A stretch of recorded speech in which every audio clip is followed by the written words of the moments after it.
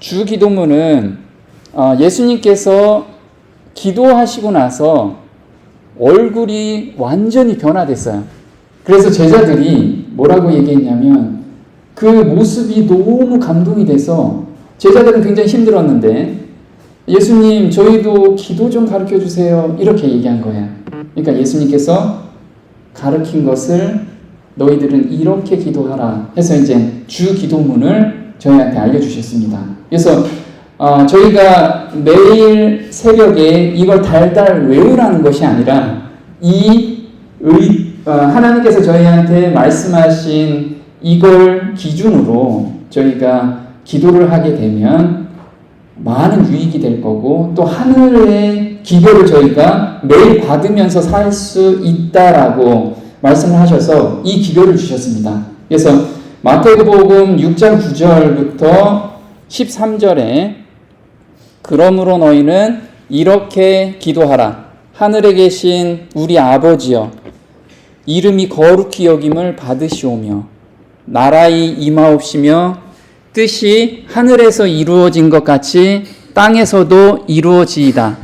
오늘날 우리에게 일용할 양식을 주옵시고 우리가 우리에게 죄 지은 자를 사하여 준 것 같이 우리 죄를 사하여 주옵시고 우리를 시험에 들게 하지 마옵시고 다만 악에서 구하옵소서. 나라와 권세와 영광이 아버지께 영원히 있사옵나이다. 아멘. 이건 우리가 다 아는 거죠. 그래서 우리가 좀 더 깊이 있게 오늘 한번 어떤 의미에서 이렇게 우리한테 말씀을 해주셨는지 그거를 좀 연구를 해봤으면 좋겠습니다. 예수님께서는 마태복음에서도 이 기도를 알려주셨는데 누가복음에서도 마찬가지로 이 기도를 똑같이 알려주셨습니다. 누가복음 11장 1절엔 이렇게 나오죠.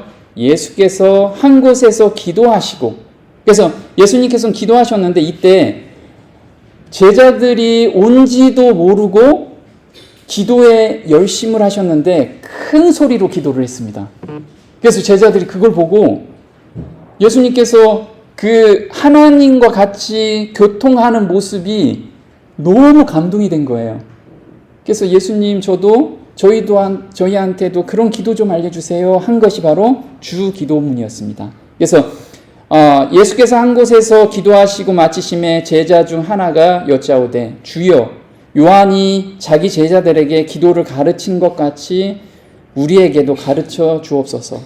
예수께서 이르시되 너희는 기도할 때 이렇게 하라 라고 한 것이 주 기도문이었죠. 근데 이 부분을 어떻게 설명을 하셨냐면요. 제자들은 잠시 주님과 떨어져 있었다. 그들이 돌아왔을 때 하나님과 깊이 교통하고 계시는 예수님을 발견하였다.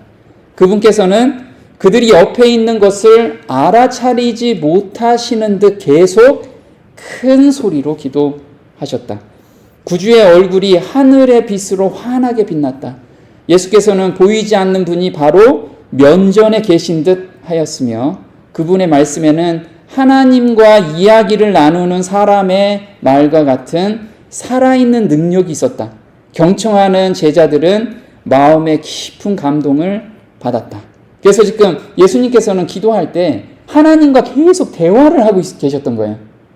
우리도 매일 새벽에 이 대화가 있어야지만 그날 승리할 수 있다는 거예요. 그날 승리.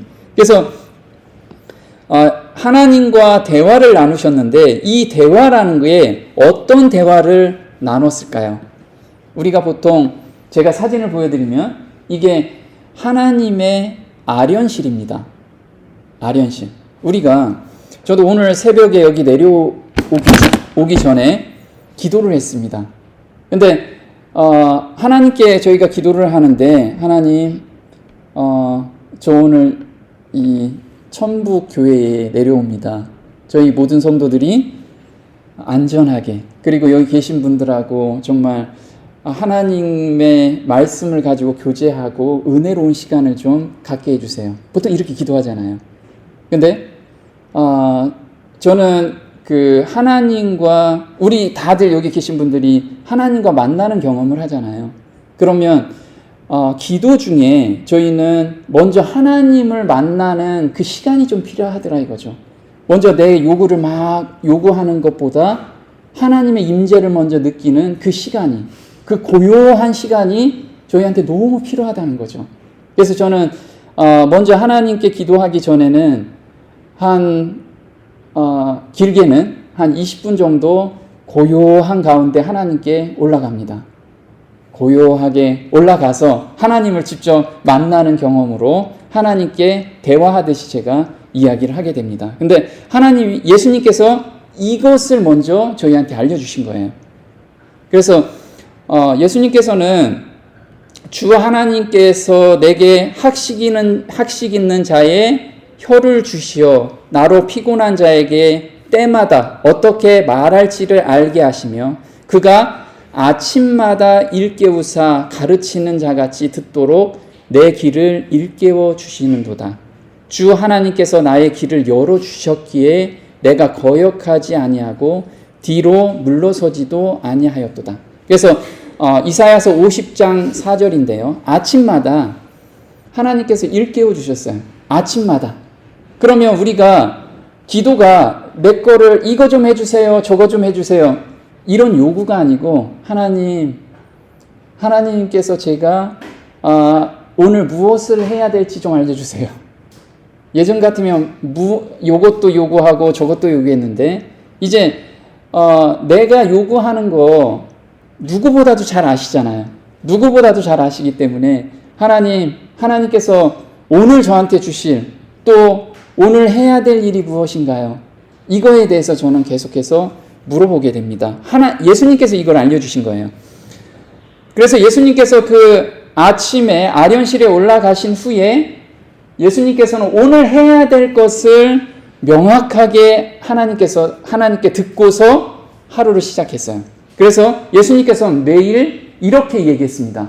내 때는 아직 이르지 아니하였거니와 내 때가 아직 차지 아니하였으니 내 때가 가까웠으니 유월절을 내 집에서 지키겠다 하시더라. 그래서 계속 때에 대해서 말씀하십니다. 때에 대해서 말씀하신다는 것은 무엇을 해야 될지를 계속해서 하나님께서 매일 받았다는 거예요. 매일. 우리도 마찬가지라는 거죠. 근데 여기까지 온 거는 다 하나님의 계획일까요?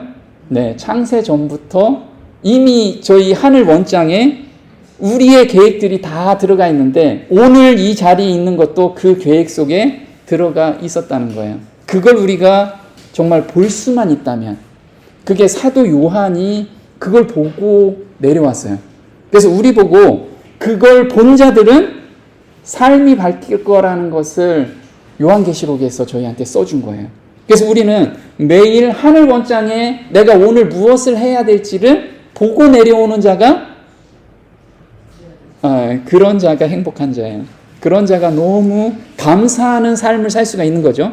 그래서 그리스도께서 이 세상에 오시기 전에 그의 생애에 대한 계획이 모든 세부 사항에 이르기까지 완전히 그의 앞에 제시되었다. 그렇지만 그가 인간 사회에서 인간으로 사는 동안 이런 일들에 대한 그의 예지력을 접어두고 매일매일 제시되는 아버지의 뜻을 따랐다. 예수의 기도 생애는 하나님의 인도하심을 생애에서 실천하기 위한 통로가 되었다. 그래서 우리가 하나님께서는 우리한테 원하시는 게 뭐죠? 거룩하게 사는 것. 그런 삶이 영생으로 가는 길이기 때문에요. 근데 거룩하게 사는 유일한 방법이 두 가지를 제시했어요. 그게 뭐라고 그랬죠? 말씀과 기도로 너희가 거룩하게 살 수가 있다라고 그랬어요. 그러면 우리가 말씀을 놓고 계속해서 아침마다 기도할 때 오늘 할 일을 하나님께서 명확하게 가르쳐 주신다는 거예요. 그래서 우리한테 이렇게 얘기한 거죠. 제자들은 예수께서 한적한 곳에서 그분의 아버지와 교통하면서 오랜 시간 보내시는 것을 종종 목격하였다. 그래서 오랜 시간이라는 게 예수님께서 바쁘니까 내가 한 30분 기도하고 올게 이런 게 아니었어요. 예수님께서 이때 일어나셨던 것은 새벽 3시였습니다. 3시 이전에 일어나셨어요. 또 큰 일이 있을 때는 밤을 새서 기도를 하신 거예요. 왜? 하나님의 뜻을 경험하기 위해서, 알기 위해서. 그래서 한적한 곳에서 오랜 시간이라는 것은 적어도 몇 시간 동안, 계속 기도하셨다는 거죠. 그분께서는 자신에게 밀려드는 무리에게 봉사하셨고 랍비들의 신빙성 없는 궤변을 폭로하셨다. 이처럼 쉬지 않고 수고하신 까닭에 극도로 지치시자 예수의 모친과 형제들은 물론 제자들까지도 그분의 생명이 희생되지 않을까 염려하였다. 얼마나 바쁘면 저러다 과로사당할 것 같다. 이렇게 지금 얘기를 한 거예요. 과로사당할 것 같다. 그래서 근데 여기서 그분께서 고된 하루를 마감하는 시간, 기도의 시간에 돌아오실 때면 그들은 그분의 얼굴에서 평화의 모습, 곧 온몸을 두르고 있는 새로운 활력을 보았다. 그래서 예수님께서는 하나님을 만나고 나서는 그 하늘의 기운을 받고 내려오신 거예요. 받고 시작하신 거예요. 그러니까 곧 쓰러질 것 같은데 기도하면 다시 활력을 얻으셨던 거죠. 그래서 우리도 마찬가지라는 거죠. 너무 힘들어서 좀 쉬어야겠다. 그래서 쉬고 뭐 맛있는 거 먹고 이게 기운이 나지 않는다는 거예요. 우리는 영적인 기운을 받으면 삶이 활력을 느낀다는 거죠. 왜냐하면 세포가 그렇게 기억하고 다시 활력을 얻기 때문에. 그래서 예수님께서는 매번 이거를 제자들한테 보여주었던 거예요. 그래서 제자들은 정말 기도에 대해서 너무 예수님께서 기도하신 그것을 너무 간절히 사모했어요. 근데 제자들은 이 기도를 온전히 이해를 못했습니다. 언제 이해를 했어요? 예수님께서 십자가에 못 박히시고 그 다음에 40일간 제자들한테 알려주시고 올라가신 후에 제자들은 그때야 비로소 이 기도의 참맛을 알았어요. 그래서 예수님이 하나님과 만나는 그 온전한 경험을 제자들은 예수님이 올라가신 후에 드디어 알았어요. 그래서 그때 온전한 기도를 시작을 하게 됩니다. 그래서 보면 그분께서는 아침마다 하나님과 더불어 시간을 보낸 후에야 사람들에게 하늘의 빛을 전하기 위해 나아가셨다. 제자들은 그분의 말씀과 사업의 능력이 그분의 기도 시간과 관련이 있다고 결론지었다. 그분께서 간구하시는 음성을 들을 때 그들의 마음은 위험에 눌렸고 겸비하게 되었다. 그래서 우리도 마찬가지라는 거죠. 우리도 아련실에 올라가서 예수님을 만나는 것이 바로 기도라는 거예요. 그럼 예수님과 대화를 해야 되잖아요. 그러면 예수님이 나의 구주라는 것을 모르게 되면, 그걸 믿겨지지 않는다면 어떻게 돼요? 기도할 때 남의 사람한테 이야기하는 거예요. 나하고 완전히 다른 분한테 이야기하니까 무엇을 요구하냐면 요구사항이 많아요. 능력 있는 분이시니까 이것도 해주시고요, 저것도 해주시고요, 저 이번에 이렇게 힘든데 요거 좀 해주시고요, 이런다 이거죠.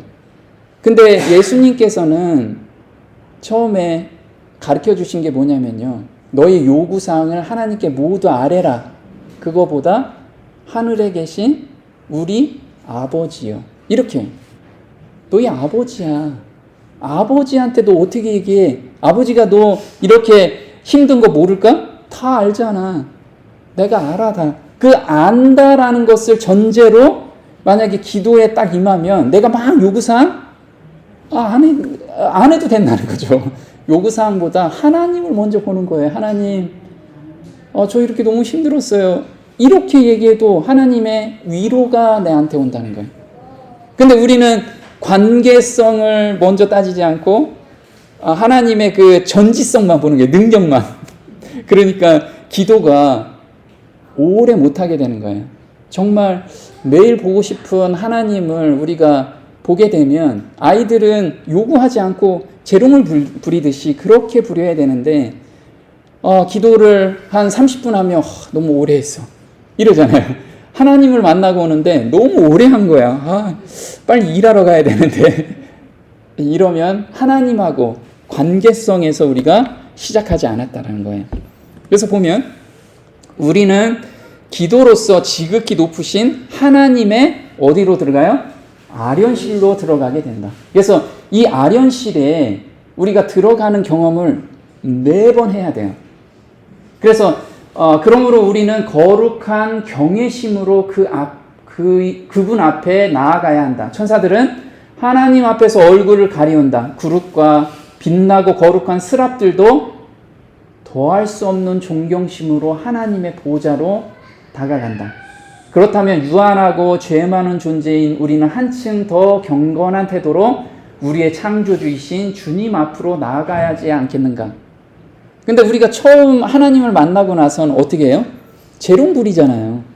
재롱 부리듯이 우리가 내가 정말 하나님 앞에 그냥 아무것도 없이 온전히 나가는 그런 경험들 가운데 있을 때 나중에 서서히 경험하게 되면 하나님의 그 위대하심, 그 사랑의 깊이를 알게 되면 존경심이 그때 나온다는 거예요. 처음부터 나 예의 갖춰야지. 그것도 굉장히 좋은데 정말 우리가 어린아이라면 어린아이답게 하나님께 온전히 나를 그냥 재롱을 부리는 그런 경험도 굉장히 필요하다는 거죠. 그래서 보면 그들을 위하여 기도하는 크신 한 친구가 이때 이제 제자들은 드디어 기도에 대한 걸 제대로 알았던 것이 바로 이 경험들이었어요. 그들을 위하여 기도하는 크신 한 친구가 하늘에 있다는 것을 제자들이 알았으니 그것이 얼마나 큰 기쁨의 근원이 되었던가. 그리스도께서 눈에 보이도록 승천하셨기 때문에 하늘에 대한 그들의 생각이나 시각이 완전히 바뀌었다. 그래서 예수님께서는 왜 제자들 눈앞에서 이렇게 승천하셨을까요? 그동안에는 하늘에 계신 우리 아버지여 했는데 하늘이 너무 멀었어요. 하늘이 가까이 보이진 않았던 거예요. 그래서 예수님이 니네가 앞으로 하늘에 계신 우리 아버지여 부를 때 내가 거기 있는 곳이야. 그래서 그대로 그냥 올라간 거예요. 올라가서 보니까 어때요? 하늘이 이제 뚱구름 잡는 하늘이 아니고 나하고 관계성이 있는 거예요. 왜?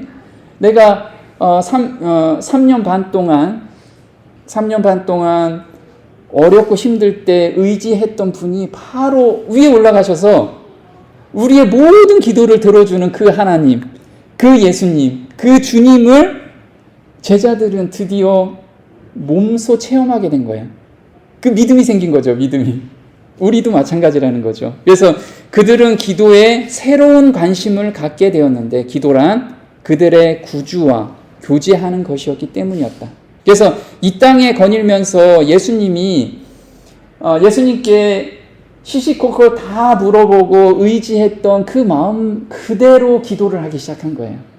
왜? 예수님은 그보다 더 우리를 사랑하기 때문에 모든 걸 들어주시는 그 마음을 알았기 때문에. 그래서 그들의 기도가 응답을 받을 것이라는 새롭고도 가슴 설레이는 감정과 굳은 확신을 가지고서 그들은 다락방에 함께 모여 그들의 간구를 올렸다. 네. 그래서 우리는 기도하면 반드시 들어주시는 하나님, 그 하나님, 그리고 정말 실질적으로 우리 얘기를 들으시는 그 분을 우리가 생각하면서 기도한다면 너무 은혜가 될 것입니다. 그래서 보면 2일 후에 내가 보니, 그래서 우리도 똑같이, 우리는 예수님을 못 봤잖아요. 제자들은 봤는데. 그래서 사도 요한이 이 얘기를 한 거예요. 너희들도 하늘로 올라와라. 이렇게. 그래서 요한계시록 4장 1절에 2일 후에 내가 보니 하늘에 열린 문이 있는데 내가 들은 바 처음에 내게 말하던 나팔 소리 같은 그 음성이 가로되 이리로 올라오라. 이후에 마땅히 될 일을 내가 내게 보이리라 하시더라. 내가 곧 성령에 감동하였더니 보라 하늘의 보좌를 베풀었고 그 보좌 위에 앉으신 이가 있는데, 그래서 이 아련실로 사도 요한은 올라갔어요. 그래서 우리도 성령의 능력에 힘입어 우리가 기도할 때 성령으로 기도하라고 얘기했잖아요. 그럼 성령 하나님 이렇게 저 아련실로 좀 올려 보내주세요. 이렇게 이러면 올라가나요? 아니라는 거죠. 우리는 아까 말씀하셨듯이 성령은 내 안에 있는 예수님의 그 씨를 깨닫게 하시고 그 다음에 감동하게 하시고 이 하나님의 뜻을 알게 하시는 그런 분이라는 거죠. 그래서 하늘에 우리가 올라갈 때는 말씀을 통해서 하늘로 올라갈 수가 있어요. 근데 하늘 원장에 매일 하늘 원장을 보고 내려온 사람들이 있는데 이 하늘 원장은 바로 이거죠. 계시록 5장 1절에 내가 보매 보좌에 앉으신 이의 오른손에 책이 있으니 안팎으로 썼고 7인으로 봉하였더라. 그래서 7인으로 봉한 건데 하나를 떼면 첫째 인이 떼지고 7째 인까지 떼어지잖아요. 근데 요 안에 있는 내용은 비밀이라고 써 있어요. 비밀. 근데 일부 공개됐지만 이 안에 뭐가 들어가 있어요? 우리 삶이 들어가 있다는 거. 이게 하늘 원장이라고 하죠. 그래서 이 하늘 원장에는 이런 거 있죠. 나를 위하여 정한 날이 하나도 되기 전에 주의 책에 다 기록되었나이다. 이게 바로 하늘 원장이라는 거예요. 그래서 우리가 여기 오기 전에 이미 하나님께서는 창세 전부터 기록되어 있다라는 거죠. 이걸 다른 말로 직역을 하면 명령은 되었지만 아직 오지 않는 날들 모두가 당신의 책에 기록되었다. 그래서 우리 삶이 지금 다 기록되어 있어요. 근데 그 삶이 다 하나님이 어디로 우리를 인도해 가신다? 하늘로 인도해 가시기 위해서 그 기록을 다 써놓으신 거예요. 그래서 성령 하나님께서 매일 그 길, 생명의 길로 가게 하기 위해서 계속 우리한테 음성을 들려주시는데 우리가 내 자아 때문에 계속 거부하면서 도망가고 하잖아요. 그래서 하나님께서 계속 시험으로 허락하시는 겁니다. 왜? 정로로 계속 가게 하기 위해서. 정로로.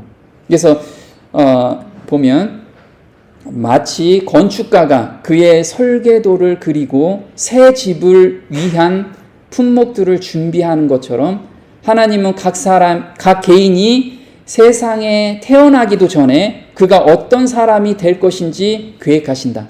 그가 하나님의 청사진을 따르느냐 그렇지 않느냐를 결정하는 것은 개인에게 주어진다. 그래서 우리가 성령의 음성대로 따라가면 하나님의 계획 안에 우리가 딱 들어가 있는 거예요. 하나님의 계획 안에.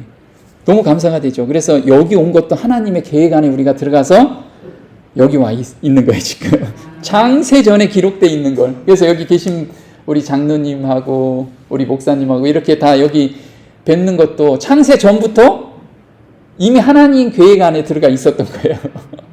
그래서 만약 하나님 음성을 우리가 따르지 않았다면 못 뵌 거잖아요.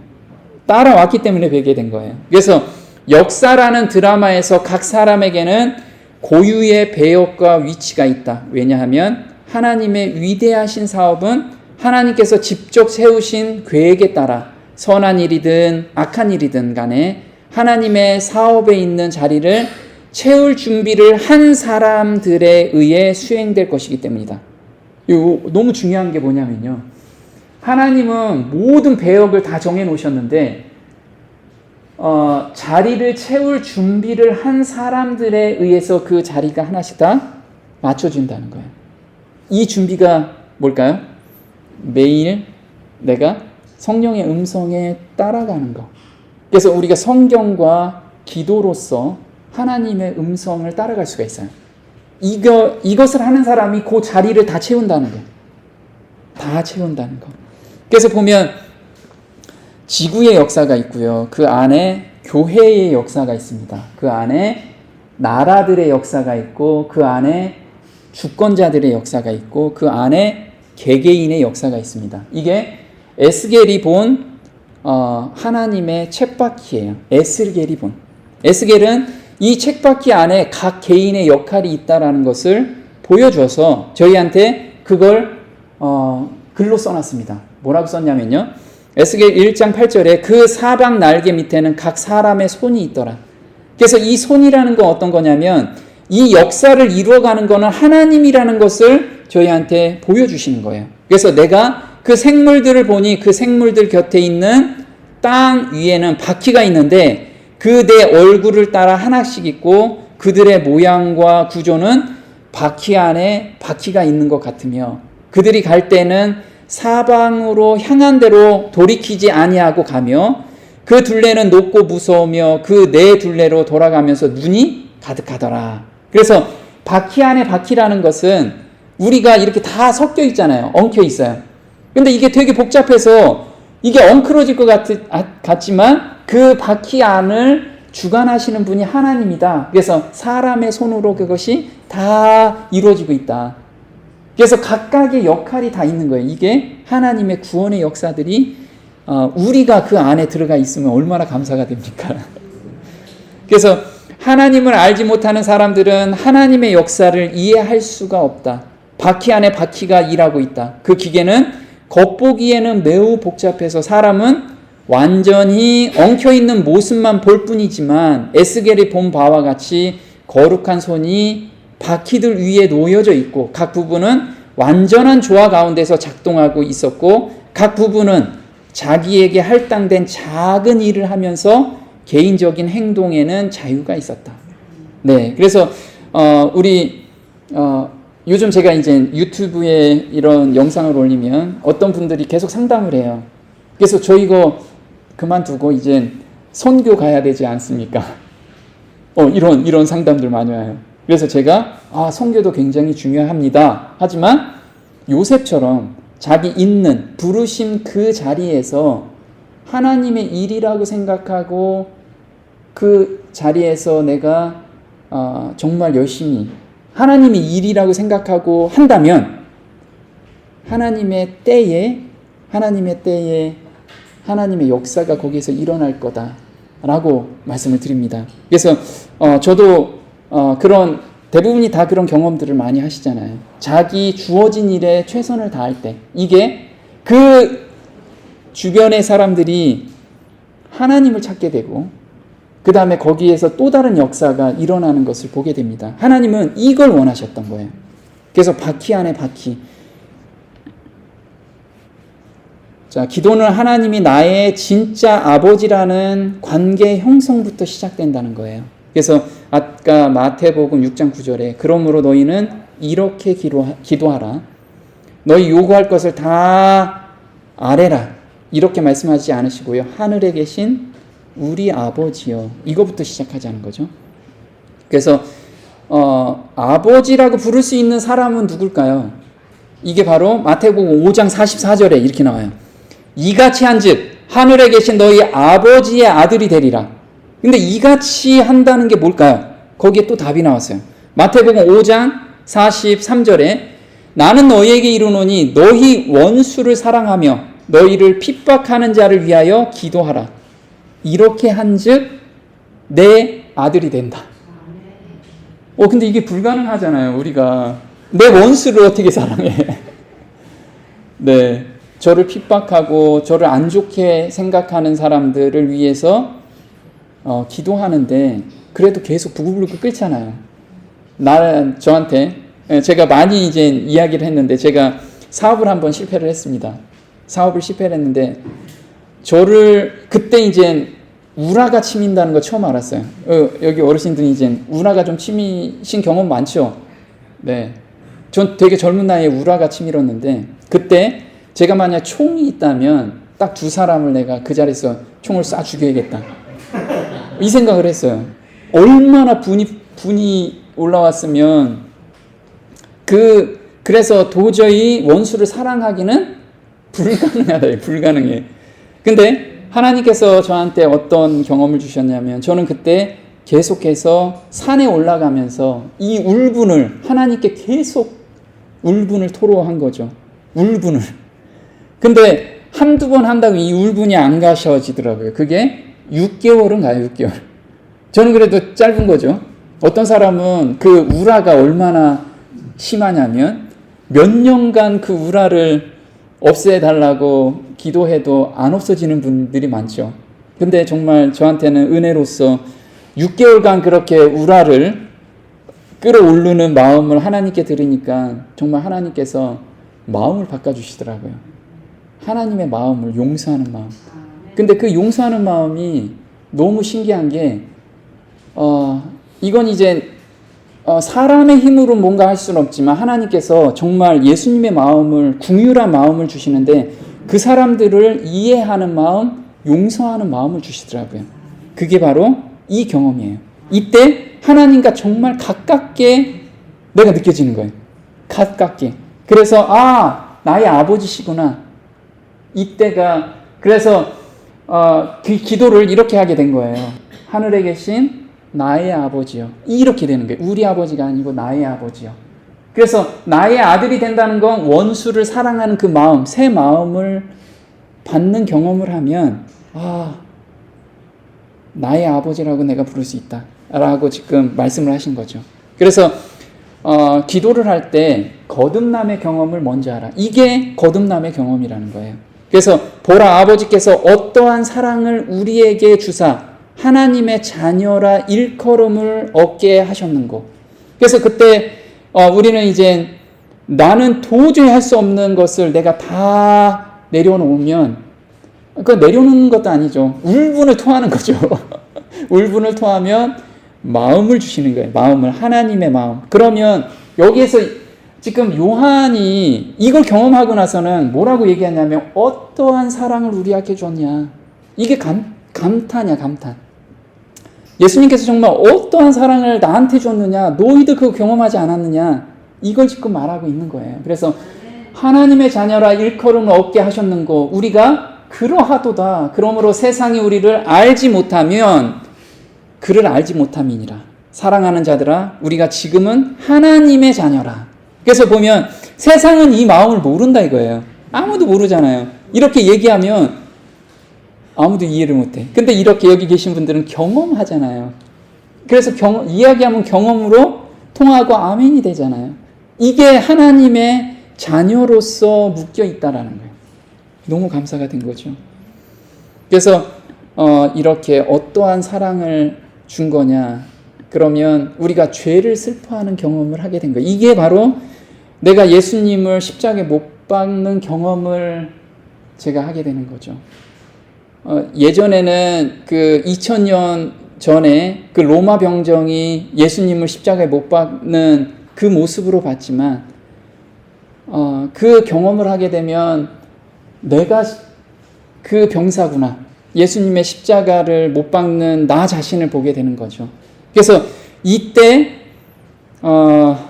다윗이 이 경험을 한 거예요. 그래서 다윗이 바로 시편 51편에 쓸 때 시편 51편은 밧세바와 간음 후에 예언자 나단이 그에게 왔을 때 지은 시. 그래서 다윗은 이 용서하는 마음, 예수님께서 그 경험을 준, 새 마음을 주는 경험을 하고 나서 뭐라고 했냐면 처음에 하나님 저 용서해 주세요. 그렇게 한 게 아니고요. 뭐라고요? 하나님이시여. 아버지를 먼저 부른 거예요. 아버지 감사합니다. 이거부터 부른 게 다윗이 이 경험을 했다는 증거죠. 그래서 하나님이시여 주의 한결같은 사랑으로. 그래서 하나님은 내가 낳기 전에 나의 체질을 너무 잘 아시기 때문에 용서를 먼저 하고 계세요. 용서를. 오기만 하면 용서해 주고 싶어.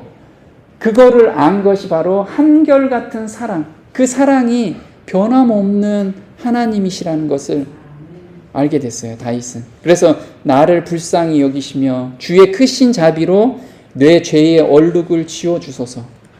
그리고 나는 태어날 때부터 죄인이며 우리 어머니가 나를 뵌 순간부터 죄성을 지니고 있었습니다. 시편 51편 5절입니다. 그래서 다윗은 자기가 밧세바를 간음하고 나서 하나님이 용서해 준다고 하셔도, 용서해 주셔도 제 마음을 바꿔주지 않으시면 전 또 예쁜 여자를 보면 또 간음할 그 마음이 생깁니다. 그래서 저는 태어날 때부터 이렇게 죄인이고 그 죄성을 가지고 있는 사람입니다. 그런데 어떻게 할까요? 하나님만이 이걸 해결해 줄 수 있습니다. 그래서 10절에 이렇게 나온 거죠. 오 하나님이여 내 안에 깨끗한 마음을 창조하시고 내 안에 바른 영을 새롭게 하소서. 그래서 이렇게 다윗은 이 새 마음을 받고 마음을 창조받은 경험을 하다 보니 내 죄가 하나님께서 용서의 경험, 우리가 보통 용서라고 하면 그 죄를 더 이상 짓지 않는 데까지 인도하시는 것이 용서라는 하나님의 용서라고 우리가 들었잖아요. 그래서 내가 더 이상 그 죄를 더 이상 생각나지도 않고 더 이상 하나님 앞에 하나님 저 이거 다시 용서해 주세요. 이 마음이 안 드는 데까지 하나님이 용서해 주시는 경험을 주신다는 거예요.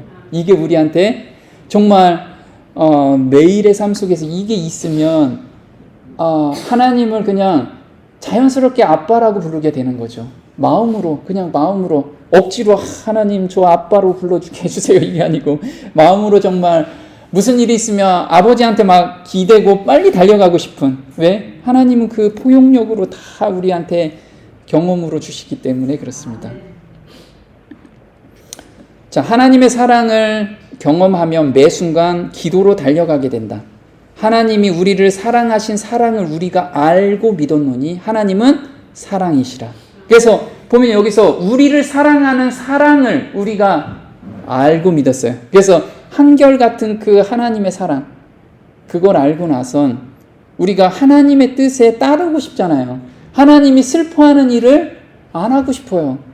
만약 그게 하게 되면 빨리 돌아가고 싶어. 빨리 하나님께 매달리고 싶잖아요. 이게 하나님께서 저희한테 주신 마음이라는 거예요. 이 마음.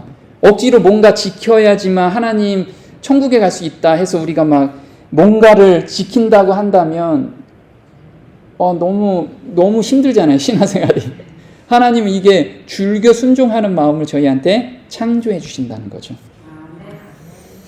하나님께 나아가는 첫 단계는 우리를 향한 그분의 사랑을 알고 믿는 것이다. 이는 우리가 그분의 사랑에 이끌려 그분께 나아가기 때문이다. 하나님의 사랑에 대한 깨달음이 이기심을 포기하게 한다. 하나님을 우리 아버지로 부를 때 우리는 그분의 모든 자녀를 우리의 형제로 인정하게 된다. 그래서 참 신기한 게 뭐냐면요. 이렇게 모르시는 분도 이렇게 대화를 하면 경험이 같잖아요. 그러면 갑자기 친해지잖아요. 우리 이런 경험들, 이게 바로 하나님, 예수님께서 피로 나눈 형제이기 때문에 그 경험 가운데 있으면 우리가 급친하게 되는 거예요. 급친하게. 그래서 우리는 모두 이리저리 얽힌 거대한 인간 사회의 한 부분이며 한 가족의 구성원들이라. 우리가 무엇을 강구할 때 자신과 더불어 이웃도 포함시켜야 한다. 자신만 위하여 축복을 구하는 사람을 올바로 기도한다고 할 수 없다. 그래서 우리가 기도할 때는 다른 사람이 되게 국률해 보이잖아요. 이런 마음 없이 저만 잘 살고 잘 먹고, 이 기도는 하나님의 사랑을 아직 마음을 못 받은 거예요. 그게 나쁜 게 아니에요. 빨리 하나님의 사랑을 경험하라고 하나님께서 계속 그 마음을 주시는 거기 때문에 우리는 빨리 돌아가야 된다는 거죠.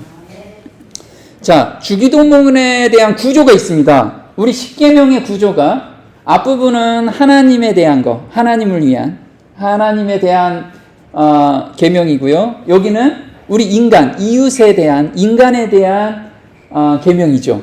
근데 주기도문도 이와 똑같은 구조로 되어 있습니다. 하나님의 사업에 대한 거, 개인의 현실 문제에 대한 기도로 두 부분으로 나눠져 있어요. 그래서 하나님의 사업에 대한 것은 마태복음 6장 9절에서 10절까지 이렇게 나옵니다. 그러므로 너희는 이렇게 기도하라. 하늘에 계신 우리 아버지여, 이때부터 하나님에 대한 것, 하나님 사업에 대한 것을 기도하라는 거예요.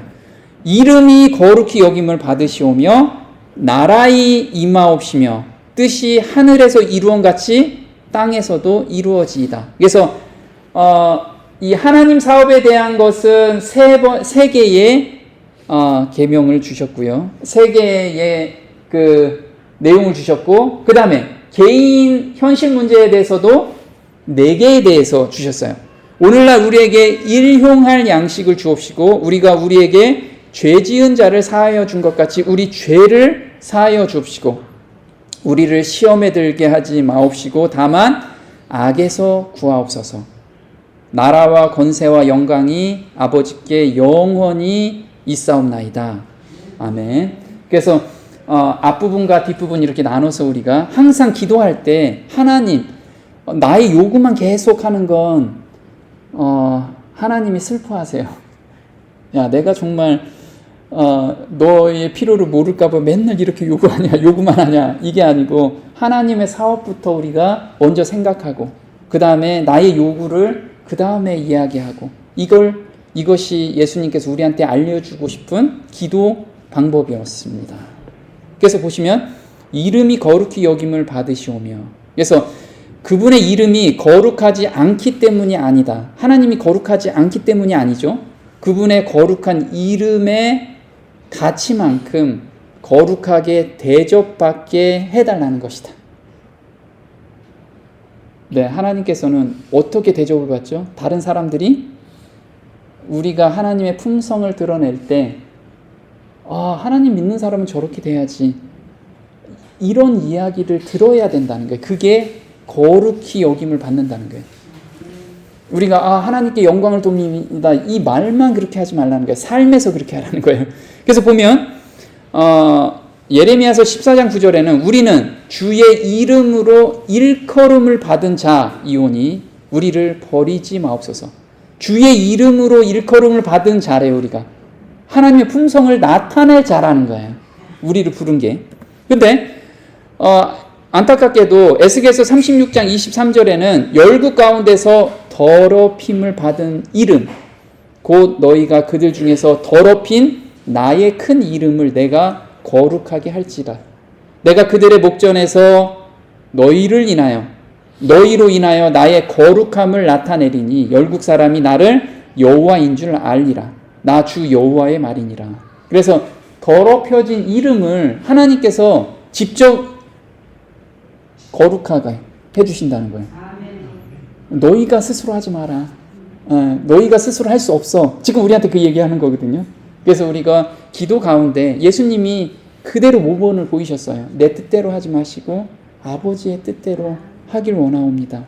이게 예수님이 우리한테 삶 속에서 거룩한 아버지의 이름이 거룩히 여김을 받는 방법을 모범을 보이신 거예요. 우리도 아침마다 매 순간마다 이걸 우리가 기도로서 해야 된다는 거죠.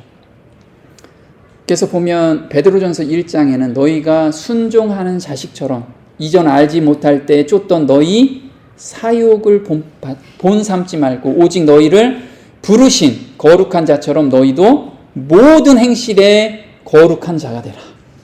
네. 그래서 사욕을 본받지 말면 우리가 거룩한 자처럼 살 수가 있다라는 거예요. 그럼 나의 욕심, 나의 자아를 하나님께 계속 드려야죠. 바꿔달라고. 네, 새 마음으로 바꿔달라는 거, 우리는 그 기도가 필요합니다. 그래서 보면 여기에서 거룩한 자가 되라라고 해가지고 그러면 앞으로 우리가 이루어가는 건가? 근데 원어로 보면 이렇습니다. 되다라는 뜻은 기노마이라고 하는데 이거는 되다라는 뜻이 아니고 이다라는 뜻이에요. 이다. 이미 너희는 거룩한 자가 되었다라는 뜻이에요. 보면 이미 거룩한 존재이니 거룩함을 나타내라는 거예요. 그래서 우리가 거듭남의 경험을 가졌다면 나 거룩해야지가 아니고 거룩함을 받았으니 그걸 드러내라는 거예요. 드러내라. 그래서 오직 너희는 택하신 족속이요 왕 같은 제사장들이요 거룩한 나라요 그의 소유된 백성이니 이는 너희를 어두운 데서 불러내어 그의 기이한 빛에 들어가게 하신 자의 아름다운 덕을 선전하게 하려 하심이라. 가지고 있는 것을 선전하지 아직 만들어지지 않은 것을 선전할 수 없잖아요.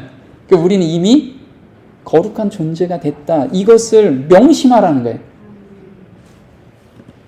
그래서 하나님께서는 그대를 그분의 대리자로 세상에 내보내신다. 그러므로 매 순간 생활에서 하나님의 이름을 나타내야 한다. 그대가 하나님의 품성을 소유해야만 이러한 간구를 드릴 수 있다. 그대의 삶과 품성에서 하나님의 삶과 품성을 나타내지 않는 한 그분의 이름을 거룩하게 할 수 없고 그분을 이 세상에 대표할 수 없다. 그대는 오직 그리스도의 은혜와 의를 받아들임으로써만 이 일을 할 수 있다. 네, 아멘이 됩니다. 은혜와 의를 받아들이면서.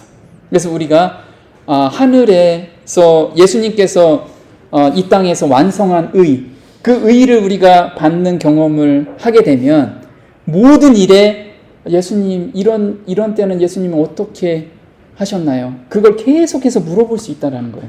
예수님은 거기에서 우리한테 답을 주시고 그리고 넉넉히 이기는 권능을 주신다는 거예요. 권능을. 그래서 나라의 임하옵시며, 그래서 이 천국 복음이 모든 민족에게 증거되기 위하여 온 세상에 전파되리니 그제야 끝이 오리라. 그래서 나라가 어떤 나라냐면, 우리는 두 가지 나라가 있어요. 이 땅에서는 우리가 매일 삶 속에서 은혜 가운데 하나님의 은혜를 경험하는, 새 마음을 경험하는 그것이 은혜의 왕국이에요. 그래서 우리는 은혜의 왕국에 매일의 경험이 있어야 돼요. 그러면 이제 예수님이 재림할 때는 무슨 왕국이 와요? 영광의 왕국이 드디어 오는 거예요. 그래서 이 나라가 영광의 왕국이라는 거예요. 영광의 왕국.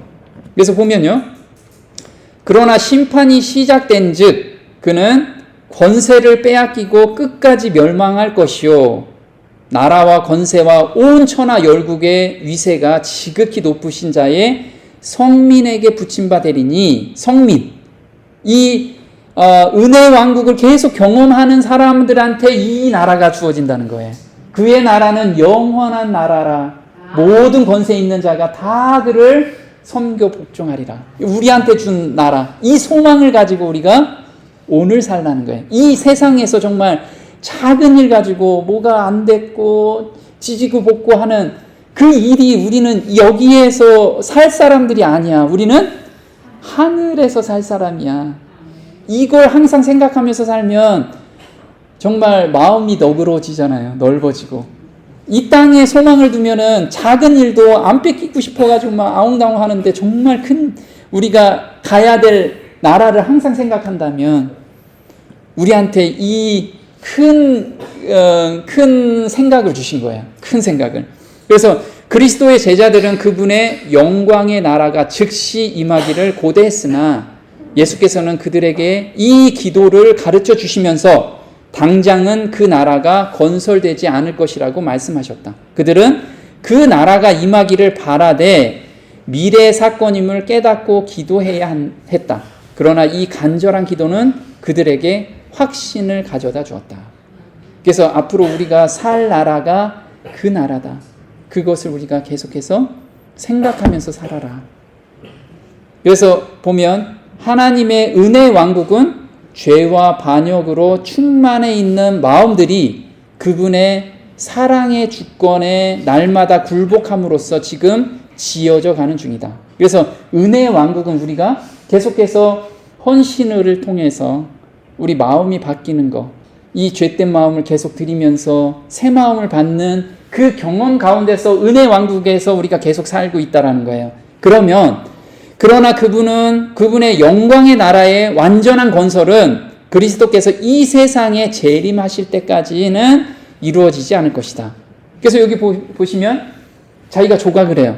이 뚱딸보가 조각 몸으로 지금 만들고 있습니다. 조각 몸으로 만들고 있는 것이 우리가 성품의 변화를 지금 매일의 삶 속에서 해야지만 온전한 가운데 우리가 영광의 왕국에 들어갈 수 있다는 거예요. 그래서 보면 우리 자신을 하나님께 바치고, 이 바친다는 것은 우리가 헌신으로 계속해서 내 마음을 드리는 것. 그래서 아까 다윗이 저는 죄 중에 태어났고 죄악 가운데 죄성이 제 안에 있어서 저 어쩔 수 없어요. 그걸 인식하고 계속 드리라는 거예요. 그게 하나님께 우리 자신을 바치는 거라는 거예요. 내가 하나님께 어떻게 바치죠? 이거 고민할 게 아니라 기도로서 하나님을 만날 수 있는 유일한 방법은 기도라는 게 우리 기도. 그래서 내가 가지고 있는 그 악한 생각, 그리고 정말 남을 미워하는 마음, 이런 것이 나올 때 즉시 드리라는 거죠. 다른 사람들을 그분께로 인도할 때 우리는 그분의 나라가 빨리 임하도록 하는 것이다. 이렇게 우리가 계속해서 헌신하고 마음이 바뀔 때 사람들은 그 모습을 보고 찾아오게 돼. 당신이 가지고 있는 소망이 뭔지 궁금해한다는 거죠. 그래서 요즘 저는 이제 직장 사업을 하고 있습니다.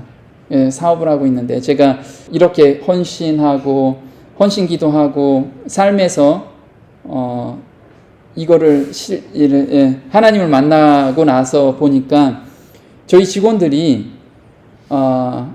저한테 와서 그렇게 얘기를 합니다. 제가 회사에서 회장인데 회장님은 사업을 하면 엄청난 일들이 많은데 어떻게 항상 그렇게 평안하게 갈 수 있느냐 이걸 물어보더라고요. 어떻게 그렇게 평안하게 갈 수 있는지 자기는 도저히 그게 이해가 안 간다고. 근데 내 안에 있는 그리스도 그걸 내가 증거하는 그런 시간들을 하나님께서 주시더라고요. 그래서 우리가 정말 삶 속에서 이렇게 하나님의 그 사랑을 내가 간직하고 또 그걸 경험하게 되면 다른 사람들에게 비춰지는 그런 것 같습니다. 그래서 지금 그 말인 거죠. 그래서 오직 하나님을 섬기는데 자신을 드리는 자들만 보지 못하는 자들의 눈을 뜨게 하고 사람들을 어둠에서 빛으로 사단의 권세에서 하나님께로 돌아가게 하고 죄사함과 거룩하게 된 무리 가운데서 기업을 얻게 하기 위하여 내가 여기 있나이다 나를 보내소서라고 말하면서 나라이 임하옵소서라는 진실한 기도를 드릴 것이다. 뜻이 하늘에서 이룬 것 같이 땅에서도 이루어지이다. 그럼 이 뜻이 무엇이냐? 내가 주의 뜻 행하기를 즐기오니 주의 법이 나의 심중에 있나이다. 그래서 이 뜻이 어떤 거냐면 하나님의 뜻은 그분의 거룩한 율법에 표현되어 있다. 그래서 하나님의 뜻 알기를 원해요. 그러면 성경을 보면 뜻을 알죠. 성경을 통해서 알 수 있어요. 그리고 이 율법의 원칙은 곧 하늘의 원칙이다. 하늘의 천사들에게는 하나님의 뜻을 아는 것이 가장 높은 지식을 얻는 것이며 그분의 뜻을 실행하는 것이 그들의 힘으로 할 수 있는 가장 큰 봉사다. 그래서 그러나 하늘에서는 율법주의 정신으로 섬기지 않는다. 아까 말씀드렸듯이 정말 하나님의 계명을 즐겨 순종하고 싶은 그 마음이 우리한테 주어지시는데 예수님께서는 너희들이 그걸 기도해라. 하나님의 뜻은 그 하나님의 계명 안에 다 들어가 있는데 너희들이 혹 이 계명을 읽다가 너무 부담스러워서 나 이거 지키기가 너무 어려워요. 이럴 때 마음을 새 마음으로 좀 변화시켜 달라고 기도해라. 지금 기도하라고 얘기하는 거예요. 하나님의 뜻이 정말 즐겁게 내 마음에서 받아들일 수 있게끔 이걸 제자들한테 이야기를 하고 있습니다. 자, 지금까지는 하나님을 위한 하나님의 일에 대한 성취에 대한 기도고요. 이제는 개인의 삶 속에서도 하나님 이거 좀 해주세요. 이런 것이 있겠죠. 네, 그것을 해야 되는데 시간이 너무 많이 지나서 여기까지 하겠습니다.